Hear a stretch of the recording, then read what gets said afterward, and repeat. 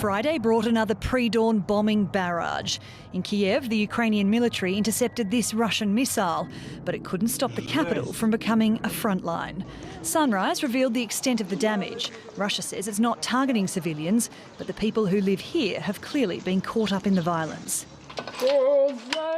Katia Gulenko sings the Ukrainian national anthem as she cleans up her family's bombed apartment. Her mother is dealing not just with destruction, but trauma as well. I was sleeping. There was a sharp explosion and I was thrown 3 meters from my bedroom to the hallway.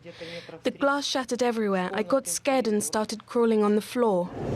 With the Russians closing in, many Ukrainians are taking shelter in basements and underground train stations. They and their president feel abandoned. This morning we are alone in defending our country, just like yesterday. The most powerful forces in the world watch from afar. Have the sanctions persuaded Russia? We see in our skies and feel on the ground. They are not enough. Despite Ukrainian troops purposely destroying this bridge about 50 kilometres from Kiev to slow the Russian advance, the foreign troops made it ever closer. The Russian president had a message for those trying to defend the capital. Once again, I appeal to the servicemen of the Ukrainian armed forces. Don't let neo-Nazis use your children, your wives and old people as human shields. Take power into your own hands. It will be easier for us to reach agreement. But Ukrainians are fighting back. These militia guarding a building in Kiev have heeded the call for civilians to take up arms and fight for their country. The government has given 18,000 machine guns to volunteers. As pictures of this Russian aircraft downed over the capital emerged, residents were being asked to make Molotov cocktails to help defend their homes.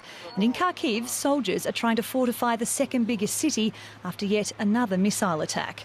But vastly outnumbered, the country needs help. NATO convened a special summit on Friday. Although it's not willing to send troops to Ukraine, it's discussing what else it can do.